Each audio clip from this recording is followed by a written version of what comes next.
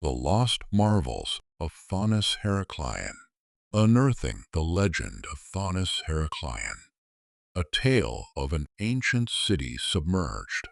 The mysterious sounds emanating from the Mariana Trench remind us just how immense and enigmatic the underwater realm can be. Yet another watery enigma, closer to the surface, yet equally captivating, lies off Egypt's coast. Envision a thriving urban center with busy streets of traders, towering temples, and boats gliding along a labyrinth of canals, until one fateful day it disappears beneath the waves, its memory lost for over a millennium. This is the extraordinary chronicle of Thonis-Heracleion. For ages, scholars debated whether this city really existed or was mere myth. But in 2000, a French marine archaeologist named Frank Godiot used cutting-edge sonar and magnetic survey tools to scan the seabed near Alexandria and astonished the world by finding the ruins of Heracleion submerged under 30 feet of Mediterranean waters. Its reality was confirmed. How did this bustling metropolis come to rest on the ocean floor? What mysteries lie concealed beneath the silt? And what lessons does its fate hold for humankind's relationship with nature? Let us dive into the submerged remains of Thonis-Heracleion to uncover its forgotten saga. A fabled city in ancient records, the earliest references to Thonis-Heracleion appear in works by Greek historians such as Herodotus, who described a flourishing port at the Nile's mouth. Known as Thonis to the Egyptians and as Heracleion to the Greeks, it was a crucial gateway into Egypt, where Mediterranean merchants paid homage to the gods before venturing upriver. According to these accounts, the city boasted grand markets, opulent temples, and crowded harbors. Chief among its landmarks stood a colossal temple dedicated to Amun-Garb, a deity revered by both Egyptians and Greeks, hailed by Herodotus as the spiritual nucleus of the city. Yet, even in its heyday, Heracleion was cloaked in uncertainty. Ancient texts tell of tremors beneath its foundations, flooding threats, and rising Nile waters that seemed to foretell a cataclysm. By the Middle Ages, the city's name vanished from maps, its streets and sanctuaries concealed beneath layers of alluvial deposits and invading seawater. Rediscovery beneath the waves. The turn of the 21st century marked a dramatic shift. In 2000, Frank Godiot and his team embarked on an ambitious mission to map Egypt's submerged coastline. Employing sonar mapping and magnetometer imaging, they detected irregularities beneath the Mediterranean surface and soon uncovered monumental stone blocks, smashed statues, and fragments of columns buried in sand and mud. Imagine descending into murky waters, torchlight cutting through the gloom to reveal 16-foot-tall granite statues with faces intact, toppled but unbroken. As the archaeologists painstakingly cleared the silt, the outline of a city emerged. Temple platforms, ancient anchors, boat mooring rings, and fragments of vessels, evidence of a sophisticated canal network that once crisscrossed the urban landscape like a Mediterranean Venice. Treasures of temple and trade. Among the standout finds was the Temple of Amun-Garb, its colossal pillars and intricately carved reliefs hinting at the city's religious grandeur. Inside, archaeologists recovered gold amulets and ritual offerings, tangible proof of the devout ceremonies once held there. But Heracleion was more than a spiritual hub. It thrived as a commercial powerhouse. Excavators uncovered coins, weights, and shipping manifests, traces of a mercantile crossroads where spices, textiles, and precious metals flowed through the city's bustling markets. Unearthed domestic artifacts, pottery shards, tools, even food storage vessels offered poignant snapshots of everyday life. Fishermen hauling nets, traders negotiating deals, families going about their daily routines before disaster struck. Theories of descent.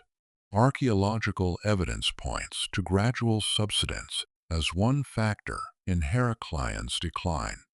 Built atop the water-logged sediments of the Nile Delta, the city's heavy stone monuments sank slowly into the soft mud, even before encroaching sea levels began to flood its low-lying quarters. Yet some researchers argue for a sudden catastrophe, a powerful earthquake or tsunami triggered by seismic activity in the eastern Mediterranean, which could have ripped through the city and hastened its submergence. Sediment layers bearing signs of violent inundation support this possibility. Spiritual interpretations and historical amnesia. Some theorists have speculated on a spiritual dimension to Heracleion's downfall. Inscriptions hint at rituals aimed at appeasing the gods to stave off disaster, raising questions about whether the city's destruction was interpreted as divine retribution. Equally puzzling is how Heracleion's memory vanished so completely. Did shifting political powers consciously erase its legacy? Or did the city simply slip from human awareness as its ruins lay inaccessible beneath the waves? The fact that it lay hidden for over a millennium underscores how easily civilizations can be forgotten. A legacy unearthed, covering more than 40 square miles beneath the sea.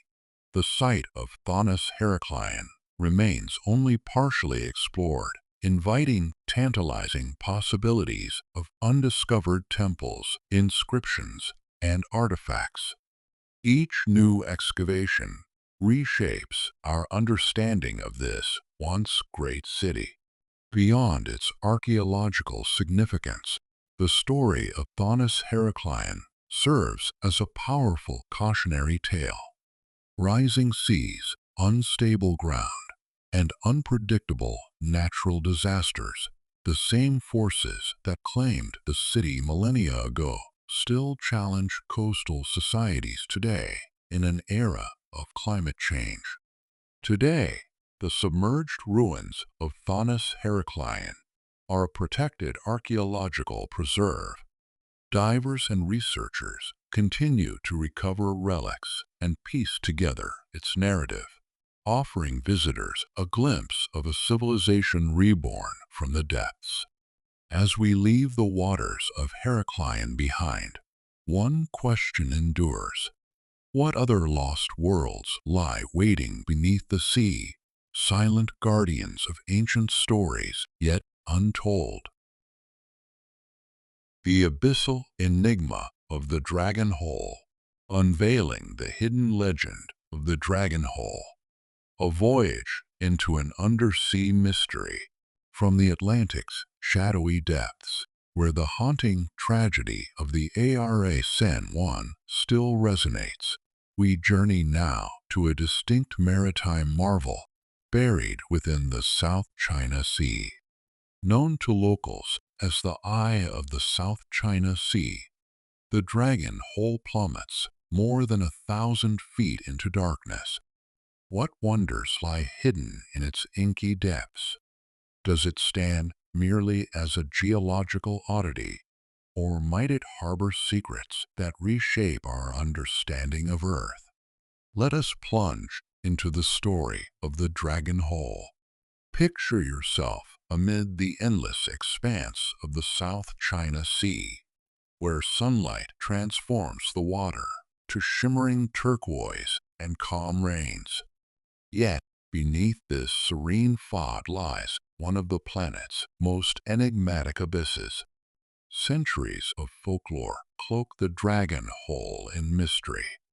Fishermen and sailors have long whispered of dragons and spirits dwelling in its depths, cautioning all to steer clear, lest they be drawn into its maw. But this chasm is no myth. It is a geological wonder, a near-vertical sinkhole carved deep into the seabed. For generations, nobody dared explore its shadowed void. That changed in 2016 when satellite imagery first revealed a vast circular depression. A team of Chinese scientists, armed with advanced sonar, diving rigs, and remotely operated vehicles (ROVs), set out to investigate, overcoming rough seas, remote logistics, and the political tensions around the disputed Paracel Islands. Initial surveys astounded researchers.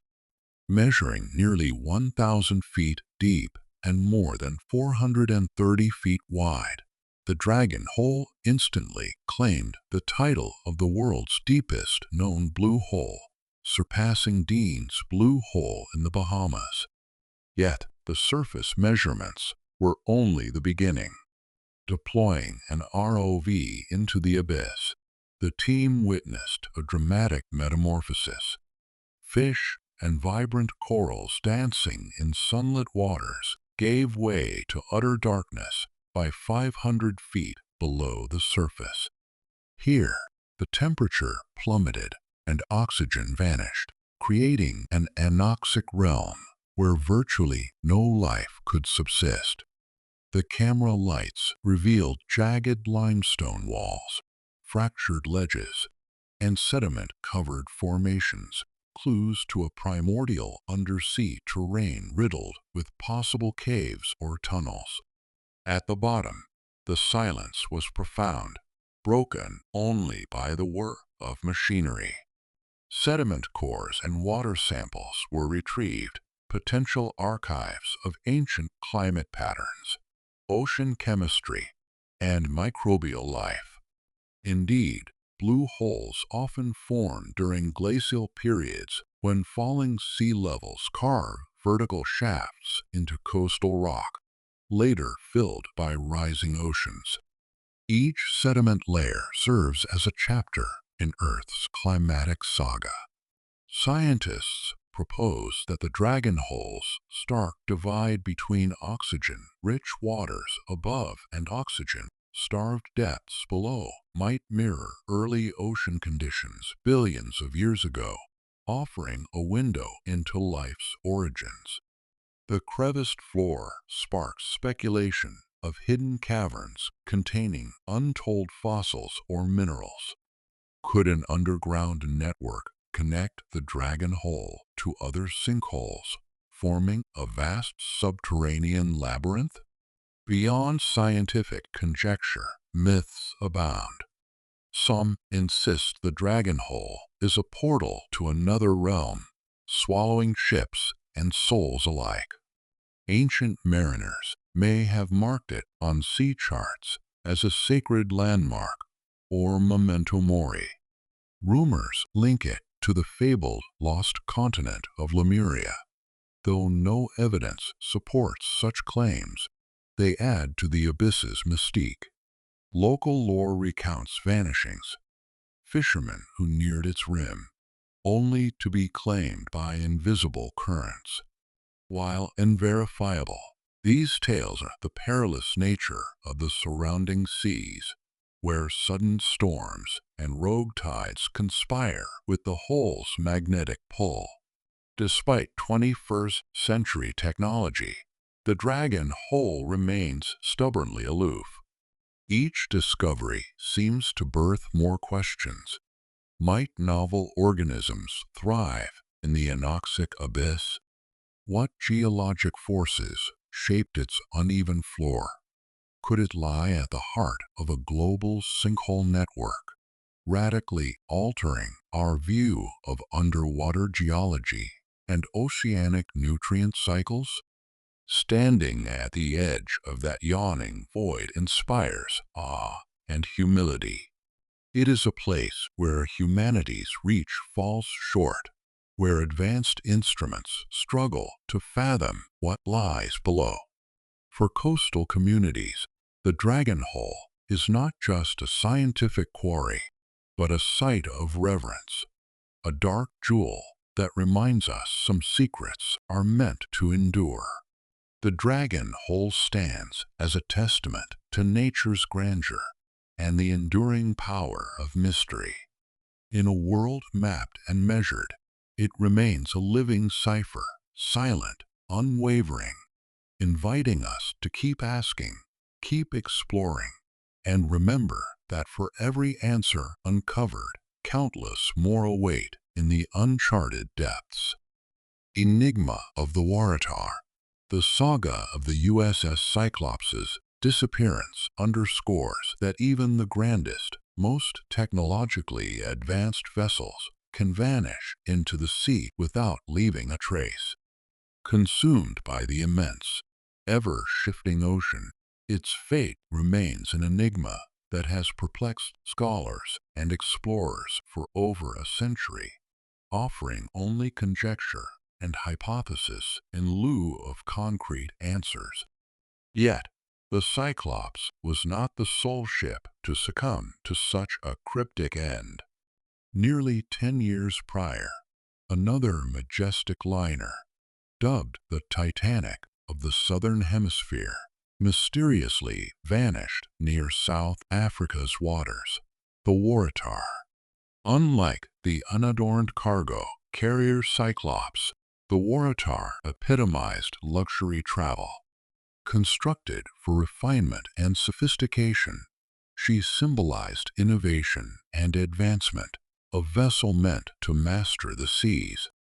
However, on her sophomore journey in 1909, she disappeared with all 211 souls aboard. What led to the Waratah's demise?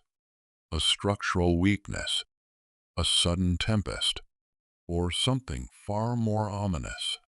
Mirroring the Cyclops, the Waratah left behind no debris, no survivors, no definitive clue. Let us retrace her ill-fated voyage. A vessel that sailed in grandeur, yet never returned. A new era of Australian sea travel at the dawn of the 20th century. Australia brimmed with confidence. Its expanding economy, flourishing trade routes, and growing appetite for first-class passage were redefining its global ties. Ships were more than mere trade carriers. They personified progress and national pride, bridging continents and ushering travelers toward fresh horizons. Among the era's shining achievements stood the Waratah. Launched in 1908 by the Blue Anchor Line, she exemplified Edwardian craftsmanship. At 465 feet in length and tipping the scales at upwards of 9,000 tons, she was the company's most ambitious commission. Above decks, first-class passengers luxuriated in opulent dining salons, sumptuous lounges, and cutting-edge staterooms rivaling the finest ocean liners of the period. Second-class guests enjoyed comfortable quarters tailored to their needs. Below decks, her capacious holds were stocked to transport Australia's prized exports, wool, meat, and precious ores, cementing her as a crucial link between Australia and European markets. This graceful yet practical duality earned her the moniker Titanic of the Southern Hemisphere. Her maiden voyage from London to Sydney late in 1908 was a triumph. Travelers lauded her elegant fittings and steady performance, and the Blue Anchor Line celebrated their crowning achievement. The fateful second journey. By July 1909, the Waratah was poised for her second deployment, departing Sydney with 211 passengers and crew, plus a cargo manifest bound for Europe. She charted stops at Durban and Cape Town before venturing into the Atlantic. Spirits ran high as she navigated the Indian Ocean, her occupants reveling in her comforts and camaraderie. Yet, as she neared Africa's southern coastline, unease crept aboard. Some passengers noted an unusual sway in tumultuous seas, an unsettling roll beyond expectation. Others reported a vague foreboding they could not articulate. The crew dismissed these apprehensions, though in hindsight they would cast a chilling shadow. At 6 p.m. on July 27th, the Waratah was sighted by the Clan McIntyre, a fellow cargo ship on the same course. Exchanging routine signals, the liner appeared sound, steaming steadily along South Africa's shore. Little did either vessel know that this would be the Waratah's last confirmed sighting. When the ship failed to call at Cape Town, initial delays seemed plausible. Unpredictable weather and potent currents often sidetracked 1909 voyages along this coast. Yet, as days became weeks without word or wreckage, the specter of disaster loomed large. A deserted sea, the Blue Anchor Line swiftly orchestrated a search, redirecting fleet ships and nearby vessels to scour the stretch between Durban and Cape Town.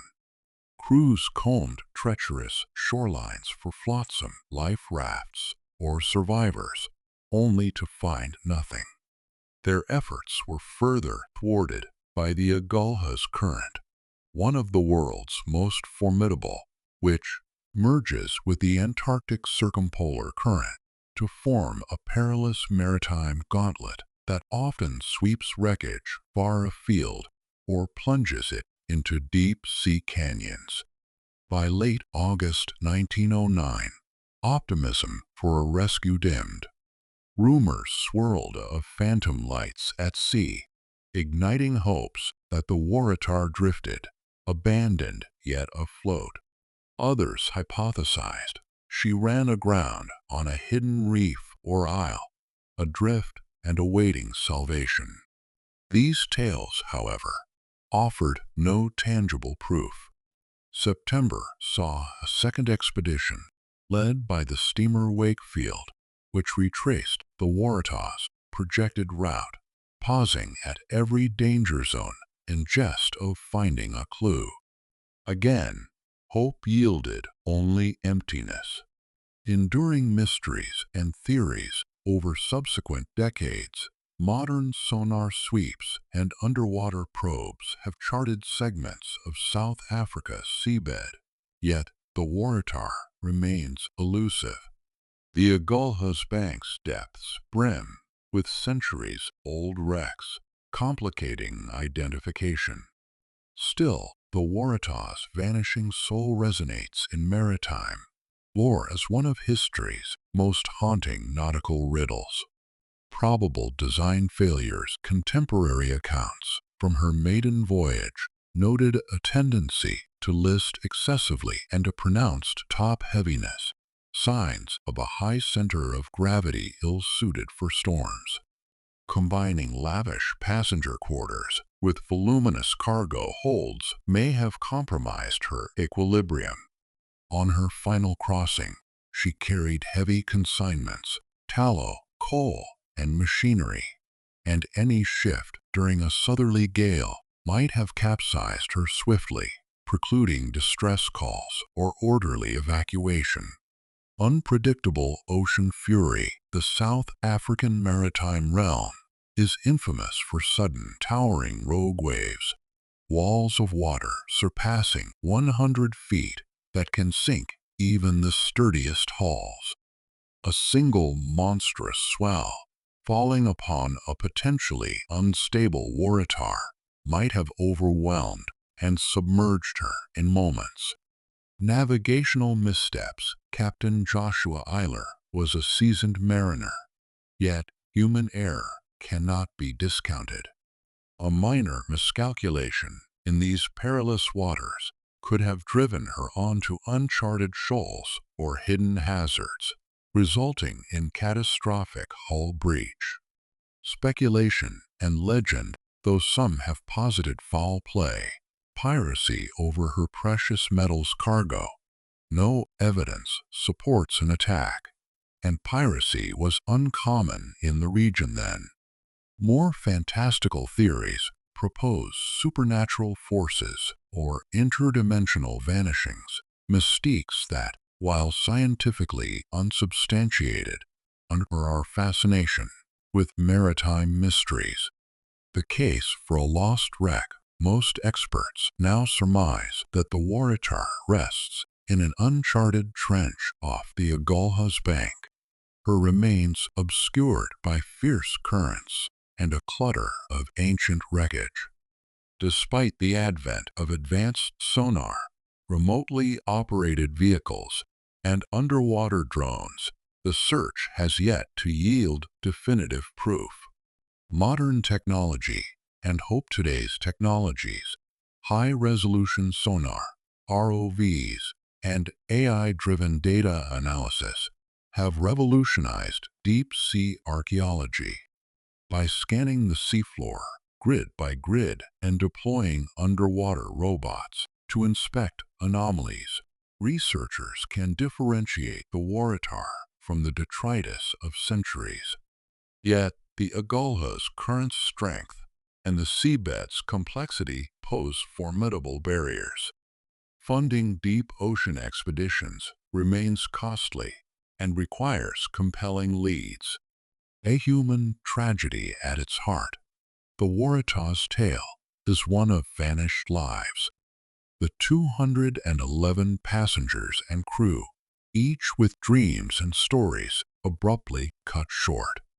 Their disappearance is a poignant reminder of the sea's capriciousness and humanity's vulnerability against its forces. Legacy of caution in the aftermath. Naval architects reevaluated weight distribution and vessel stability. The Waratah's cautionary note influenced future ship designs, ensuring that luxury and cargo demands would not compromise safety. Ongoing quest. More than a century later, the Waratah's legend endures, challenging deep-sea explorers and captivating maritime enthusiasts worldwide. She has joined the ranks of the great unsolved disappearances, the Mary Celeste, the Flying Dutchman, beckoning us to uncover her fate. Until then, the Waratah stands as a testament to the ocean's immutable ability to keep its secrets and a call to persist in the search for answers.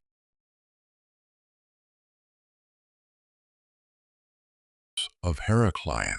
The Mariana Trench's haunting underwater symphony reminds us of the ocean's vast, unfathomable depths. But a far more accessible enigma lies just below the Mediterranean surface, the ancient city of Heracleion.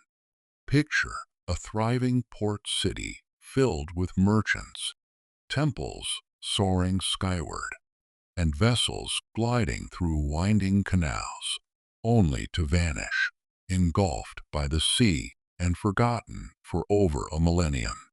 This is the tale of Heracleion, once called Thonis by Egyptians and Heracleion by Greeks, whose reality was debated for centuries until, in 2000, French underwater archaeologist Frank Godiot revealed its hidden ruins beneath Alexandria's coastal waters.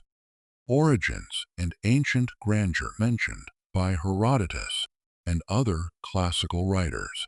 Heracleion was said to sit at the Nile's mouth, a multicultural hub where traders paid homage to the gods before entering Egypt's heartland.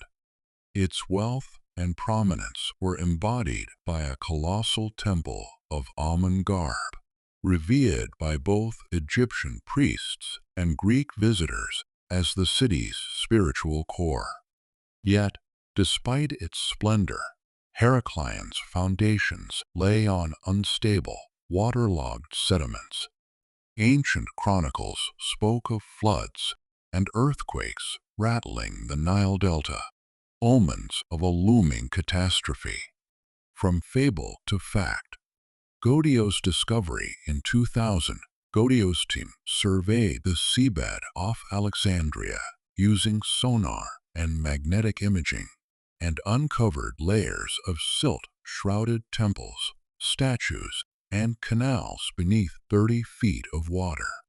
Diving into murky depths, archaeologists encountered massive granite figures, columns carved with hieroglyphs, and remnants of docks, anchors, and mooring rings, evidence of a bustling harbor city lost to time. Artifacts ranging from gold amulets to everyday pottery emerged from the mud, offering a journal of daily life, religious rituals, maritime commerce, and domestic routines frozen at the moment of Heracleion's submergence. Demise, slow sinking, or sudden cataclysm?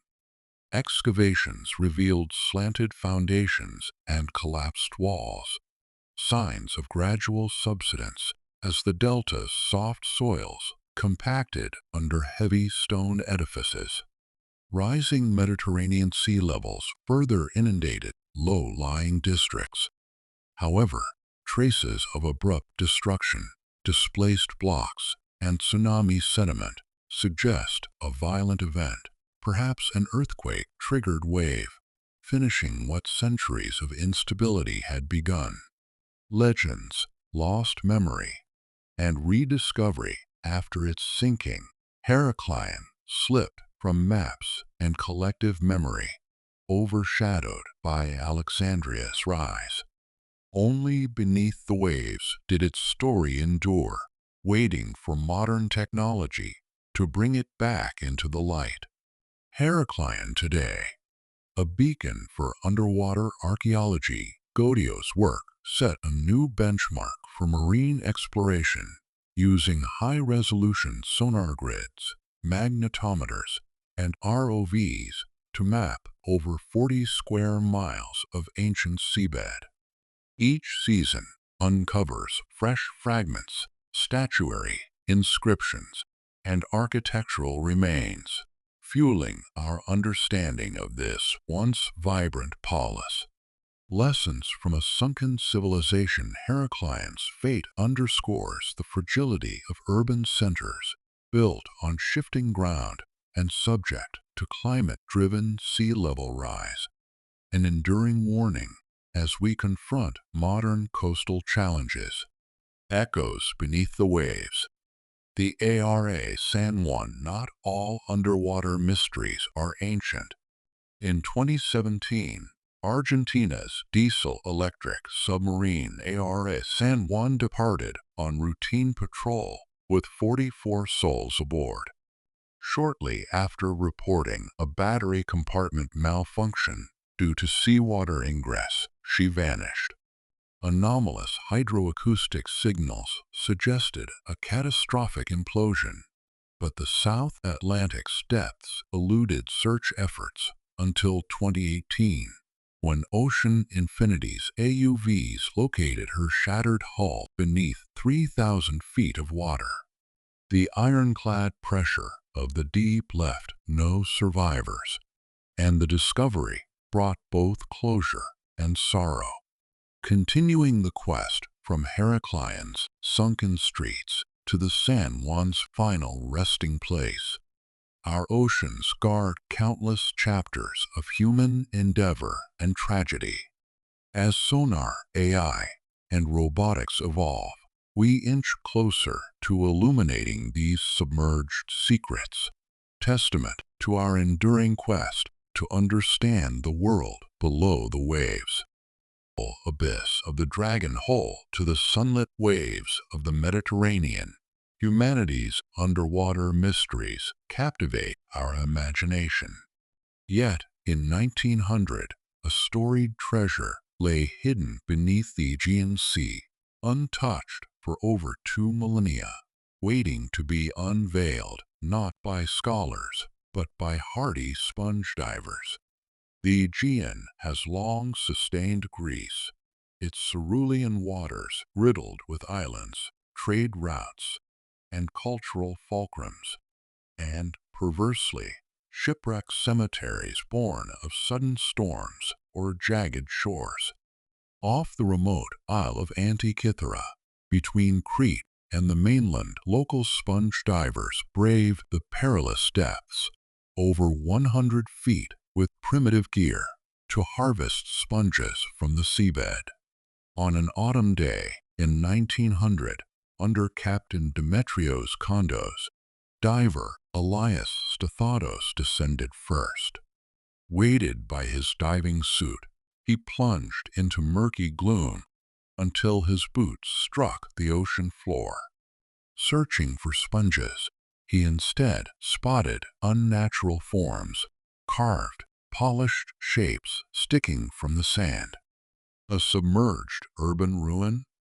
As curiosity drew him nearer, he realized it was an ancient shipwreck, its cargo strewn across the seabed.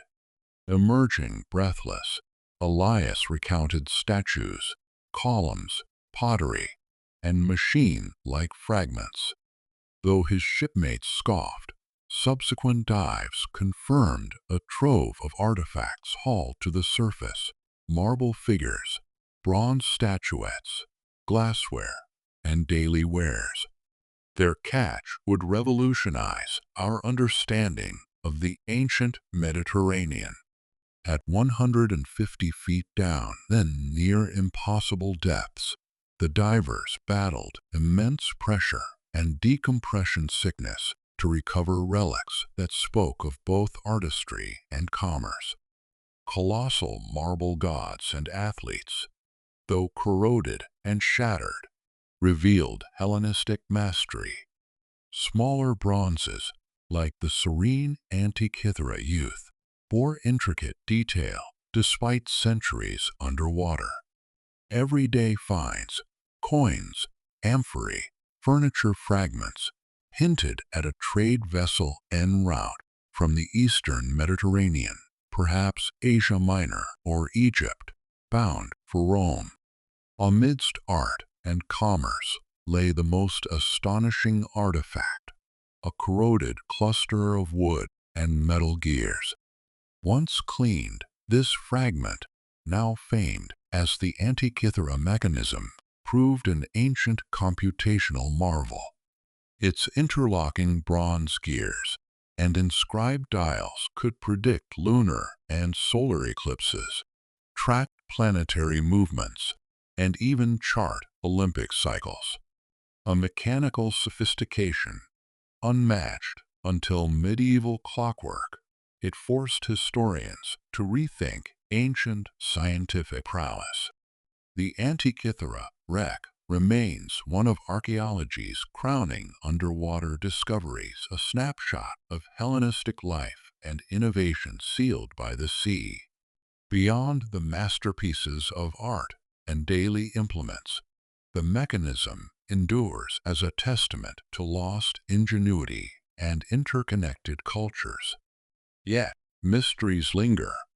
Why was such a device aboard this merchantman? What other secrets await in the Aegean's depths? As modern explorers deploy submersibles, sonar, and AI-driven analysis, the remains of the Antikythera ship and its enigmatic cargo continue to beckon, urging us to plunge beneath the waves and rediscover the ingenuity of an age-long phantoms of the deep. We's enigmatic submerged hunters, as news of the Waratah's disappearance reminds us of the sea's power to conceal vessels and souls. Another underwater mystery lurks, this time from the shadows of World War II. These are the phantom submarines, unseen hunters that roamed coastal waters, baffled Allied forces, and vanished without a trace. Silent hunters of global battlefronts. World War II's naval conflict spanned icy North Atlantic routes, tropical Pacific seas, and everything in between. Submarines, silent, stealthy, lethal, disrupted supply lines, and altered strategic balance. Yet, amid these known threats, Allied sailors began reporting encounters that defied classification. Encounters without evidence. Naval and merchant crews in the North Atlantic's frigid waters heard sonar echoes of giant hulls moving at impossible speeds. Depth charges exploded where targets had vanished into thin water. No wreckage, no oil slick, no debris. Similar incidents unfolded off Iceland's coast in 1942, over the North Sea's busy lanes, and across the vast Pacific near Guadalcanal. In each case, these craft displayed capabilities beyond German U-boats or Japanese I-class submarines. Lightning-fast maneuvers, radio jamming to block distress calls, and sudden disappearances.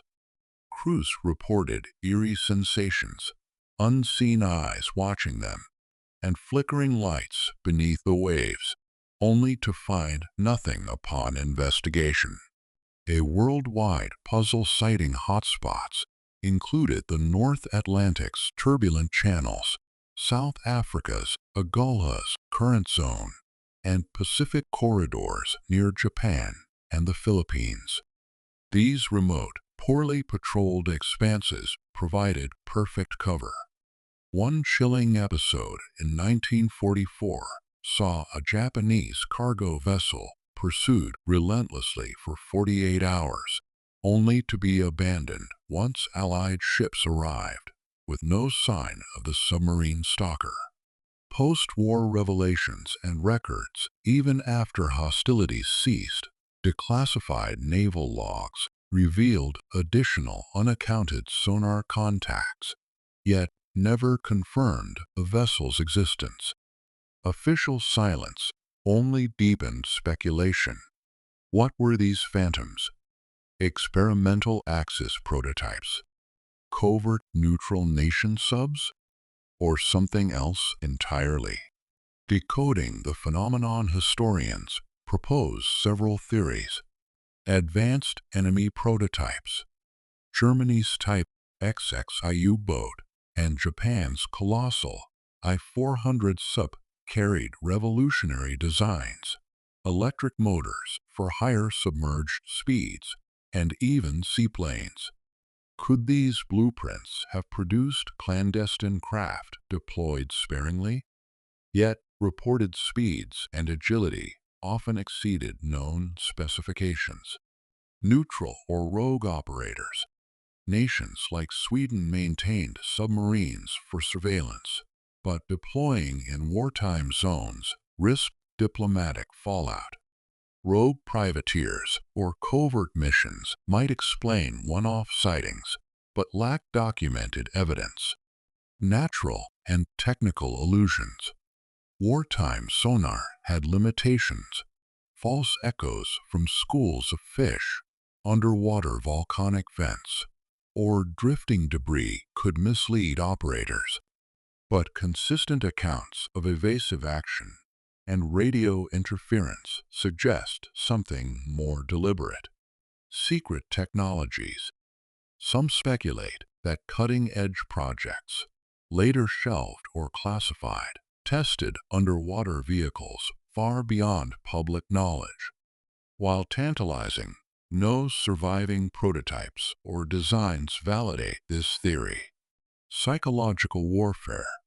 Rumors of ghostly subs could have been spread deliberately to sow fear, though the sheer volume and similarity of reports across Allied fleets argue against purely fabricated tales.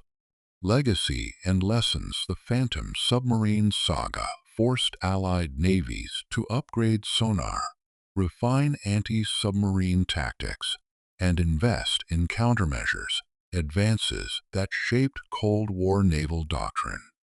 Today's vast, under-monitored oceans remain capable of hiding unimagined craft or phenomena. Ongoing mysteries below modern expeditions employing AI-driven sonar, ROVs, and deep-sea mapping occasionally revisit these ghostly coordinates. Some wrecks once thought sunk by known submarines now spark fresh questions. Do any phantom subs still rest on distant seabeds? Or were they illusions, cutting-edge prototypes, or something beyond wartime comprehension? Above water, the legend endures, testament to human ingenuity, fear, and the ocean's capacity for secrecy.